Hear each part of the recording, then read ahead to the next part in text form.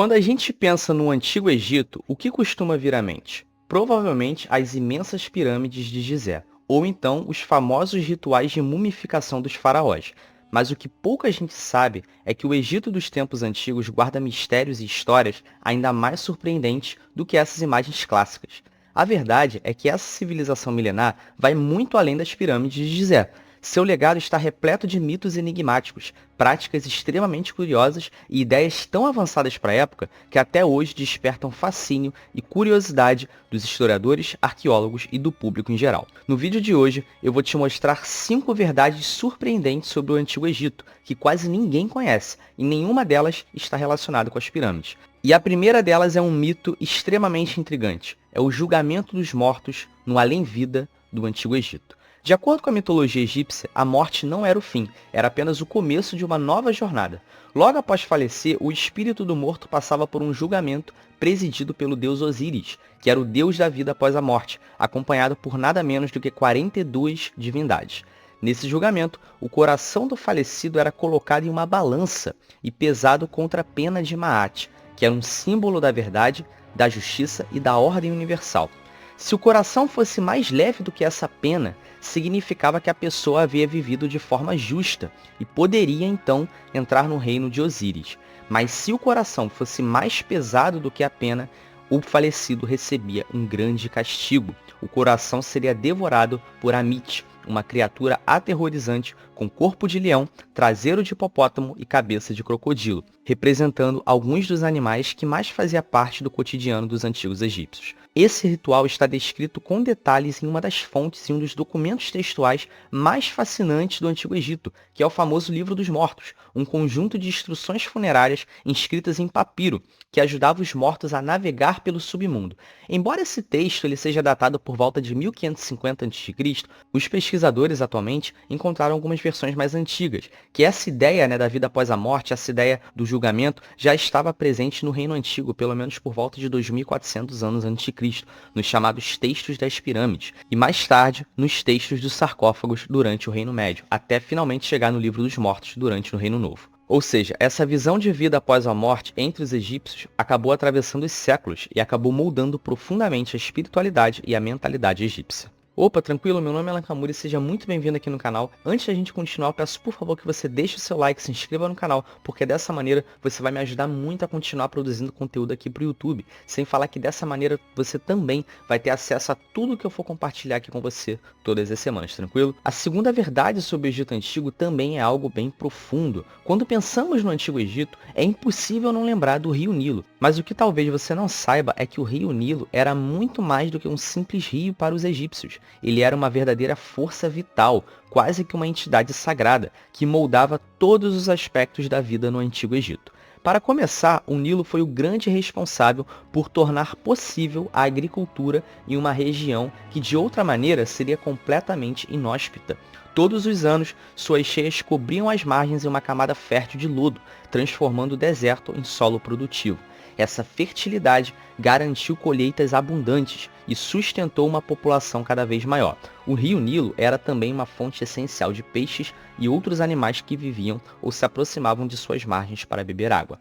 Mas nem tudo era tranquilidade. O mesmo rio que simbolizava a vida também carregava o poder de trazer morte e destruição. Alguns arqueólogos e alguns historiadores eles acreditam que algumas dessas inundações do rio Nilo, que por sua vez propiciavam a agricultura, elas também poderiam ser muito catastróficas, ou seja, elas poderiam destruir plantações, destruir vilarejos, e isso causava diversas crises de fome no Antigo Egito. As análises da documentação textual, das fontes textuais, sugerem que ao longo da história egípcia houveram diversas crises de fome sucessivas que promoveram a morte de milhares de pessoas que habitavam a região. Além disso, o rio Nilo era o lar de animais muito perigosos, como crocodilos e hipopótamos, criaturas que não só amedrontavam a população, mas também passaram a integrar o imaginário religioso dos egípcios. Não é à toa que deuses como Sobek, com cabeça de crocodilo, e criaturas míticas como Amit, que eu já mencionei anteriormente, que era metade crocodilo, metade leão e parte hipopótamo, refletem esse terror ancestral. Para lidar com as oscilações do rio, os egípcios desenvolveram sistemas complexos de medição, engenharia hidráulica, e até técnicas astronômicas para tentar prever o comportamento das águas. Essa necessidade de compreender e controlar o Nilo impulsionou o avanço de conhecimentos nas áreas da matemática e da astronomia, algo muito semelhante ao que também acontecia na antiga Mesopotâmia em relação aos rios Tigres e Eufrates. E além de tudo isso, a gente destaca aqui que o rio Nilo ele não era apenas uma parte da paisagem egípcia que representava tanto essa questão da vida como também a destruição. O rio Nilo ele era tratado pelos egípcios como uma própria divindade. As suas águas elas eram como se fosse uma dádiva divina. Os egípcios entendiam elas como se fosse uma dádiva divina, que poderia tanto causar a destruição, como também poderia propiciar a vida. Dessa maneira, nós entendemos que o rio Nilo ele não era um mero coadjuvante da história egípcia, e sim ele era um grande protagonista, ou seja, um elemento natural acabava sendo um dos principais agentes da história egípcia. E o terceiro fato intrigante que eu quero trazer aqui para você sobre o Antigo Egito envolve a sua religião. Por séculos, os egípcios veneraram um panteão riquíssimo de deuses. Nós tínhamos deuses como Osíris, Ísis, Sete, Horus, Ra, Amon, divindades que estavam em todos os aspectos da vida cotidiana, dos rituais aos funerais, das colheitas até mesmo às guerras. O Egito era, sem dúvida, uma terra moldada por múltiplos deuses, por múltiplas forças divinas. Era um politeísmo. Mas tudo isso mudou de maneira bem radical durante o reinado de um faraó que desafiou os séculos de tradição. Seu nome era Amenhotep IV. Ao subir ao trono, que aconteceu por volta de 1353 a.C., esse faraó iniciou uma verdadeira revolução.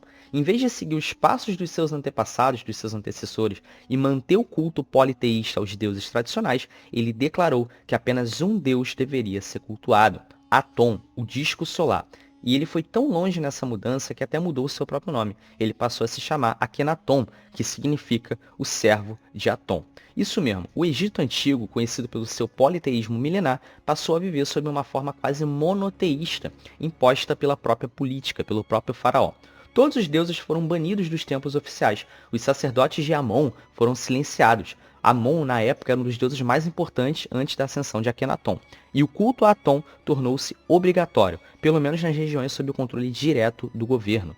Mas Akhenaton ele não parou por aí. Para Akhenaton intensificar o culto ao deus Atom, ele mandou erigir uma cidade dedicada a esse deus. Essa cidade veio a ser conhecida como Akhetaton, que foi construída na região de Amarna, por isso que a gente também conhece ela como Tel El Amarna. A nomenclatura Akhetaton significa horizonte de Atom, ou seja, era uma cidade dedicada a esse deus. Atualmente, as pesquisas arqueológicas descobriram que Amarna ela foi repleta de templos monumentais, edificações extremamente grandiosas, que simbolizavam o poder de Akhenaton e principalmente de Atom. As representações do período de Akhenaton são únicas, mostram o faraó e sua esposa, a famosa Nefertiti, sendo banhados pelos raios de Atom, em cenas de intimidade quase doméstica, bem diferente da iconografia egípcia tradicional. Essas imagens desafiaram os arqueólogos por décadas e até hoje levantam diversas problemáticas que são objetos de pesquisa entre arqueólogos e historiadores. O fato é que essa tentativa de reformar profundamente uma das religiões mais estáveis e antigas da antiguidade durou muito pouco, foi uma reforma efêmera. E após a morte de Akhenaton,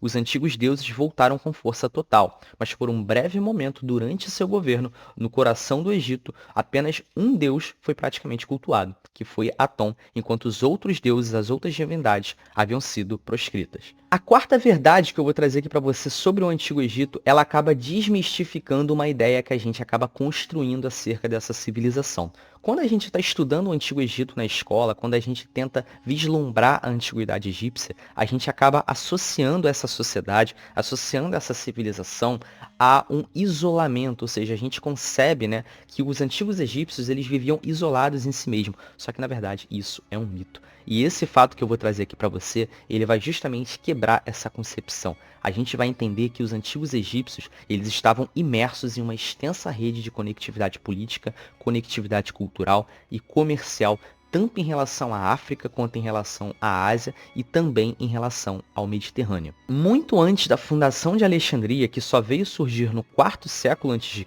o Egito já estava profundamente conectado com o mundo ao seu redor. Desde o Reino Antigo, desde o período de fundação das pirâmides, os antigos egípcios mantinham relações com os povos da Núbia, ao sul, ali na África, e com mercadores arábicos do leste, por meio das rotas comerciais do Mar Vermelho. Mas as coisas não param por aí.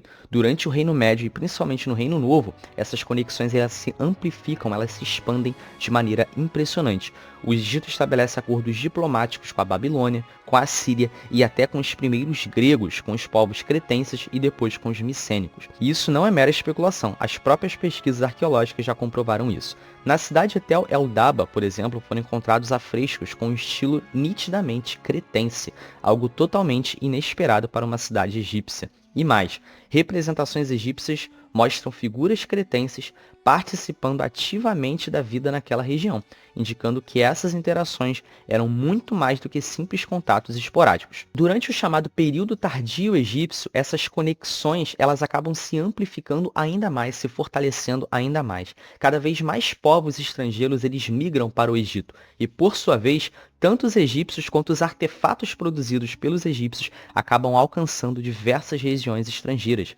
tanto na Península Anatólica, onde hoje é a atual Turquia, quanto também na própria Grécia, em outras regiões mais distantes também. A gente teve, por exemplo, em torno de 630 a 620 a.C., a fundação da cidade de Náucratis, que foi uma cidade fundada por gregos em pleno coração administrativo do Egito, ali na região do Delta. Inclusive, eu fiz um vídeo falando só sobre Náucratis e eu vou deixar ele nesse card aqui acima e também na descrição para você conferir depois, tranquilo? Ou seja, o Egito Antigo não era uma civilização isolada em sua bolha. Ele era, na verdade, um hub de conexões, um ponto de contato entre a África, o Mediterrâneo e o Oriente. E quanto mais a gente estuda, quanto mais a gente investiga o Egito, mais fica claro que os antigos egípcios não apenas observavam o mundo, eles participavam ativamente das relações de trocas culturais e econômicas que aconteciam. Quinto fato surpreendente sobre o Antigo Egito, assim como os outros também vai um pouco na contramão do que as nossas concepções sobre essa sociedade fazem a gente pensar, né? A gente acredita que o Antigo Egito, ele viveu durante mais de 3.000 anos de história de maneira inabalável, com uma cultura estável, com uma política estável. Isso num ponto não deixa de ser verdade, porque o Egito, o Antigo Egito, ele é uma das civilizações que mais mantiveram uma estabilidade política e cultural durante tanto tempo, durante um período vasto de tempo. Por mais de 3.000 anos de sua história, a gente teve codificações, a gente teve representações culturais que se mantiveram, que elas se mantiveram estáveis durante milênios. Só que, ao mesmo tempo que a gente deteve essa estabilidade, houveram períodos na história egípcia de muita tensão, períodos muito conturbados, que romperam com a política vigente, que romperam com as culturas políticas vigentes. Ou seja, o que antes a gente tinha um reino estável por mais de 3.000 anos, principalmente em termos políticos, a gente teve períodos dentro desse recorte temporal que a política egípcia foi completamente abalada e o faraó ele não governou da maneira tradicional que ele costumava governar. O que pouca gente sabe é que por trás da aparência à eternidade do Egito existiram colapsos, disputas internas e invasões estrangeiras que abalaram profundamente o poder dos faraós. Em certos momentos, o Egito esteve mais fragmentado do que unido. A arqueologia moderna chama esses períodos conturbados de períodos intermediários, e eles são simplesmente fascinantes para se estudar. O primeiro deles aconteceu por volta de 2160 e perdurou até 2055 a.C., quando o Egito foi literalmente partido ao meio. Chefes locais passaram a governar por conta própria, e o Egito mergulhou numa fase de descentralização e conflito, até que a cidade de Tebas, em 2055 a.C., conseguiu reunificar o território sob uma nova dinastia. O segundo período intermediário ele é ainda mais surpreendente. Ele acontece entre 1650 e 1550 a.C., durante 100 anos, que foi quando o Egito ele foi invadido por algumas forças estrangeiras oriundas da Ásia, que a gente conhece hoje como Ixos, e os Ixos passaram a governar a região ali no Delta, no norte do Egito, próximo ao Mediterrâneo. E assim, os Ixos eles estabeleceram uma dinastia própria na região. Eles trouxeram a sua cultura, ocuparam algumas cidades, e isso perdurou durante 100 anos, ou seja, durante 100 anos, boa parte do Antigo Egito foi governado por forças estrangeiras. Contudo, depois de um tempo, os faraós do sul acabam restaurando o poder egípcio, conquistando novamente o delta desses estrangeiros. E não para por aí. Existe também um terceiro período intermediário, que acontece entre 1069 e 644 a.C., ou seja, foi um período extremamente longo na história egípcia, e levou ao Egito um novo estado de fragmentação. príncipes da Líbia, ali da África, passaram a controlar diferentes regiões do Egito, e o título de faraó já não significava mais um poder absoluto que era antes. Essa foi uma época de instabilidade, múltiplos centros de poder e alianças bem complexas. Ou seja, por trás dos obeliscos, das pirâmides, da imagem mítica dos faraós, o Egito também era uma civilização em constante transformação e que enfrentou várias crises políticas, rupturas territoriais e mudanças bem radicais na sua história. Isso não torna a história do Egito menos grandiosa, pelo contrário, saber que o Egito sobreviveu a tudo isso e ainda assim permaneceu por mais de 3.000 anos com uma certa estabilidade cultural nos faz entender por que essa civilização continua nos fascinando. E se você gostou desse vídeo, não se esqueça de deixar seu like e se inscrever no canal, porque dessa maneira você vai me ajudar demais. E se você quiser me ajudar ainda mais, o Pix oficial do canal tá na descrição. E lembrando que eu fiz aquele vídeo sobre a cidade grega no Egito chamada Náucrates, que é uma história surpreendente para a gente tentar entender como que os gregos conseguiram fundar uma cidade própria em pleno Egito. Eu vou deixar ele na tela final desse vídeo aqui e também na descrição para você conferir, tranquilo? Um grande abraço, nos vemos no próximo vídeo.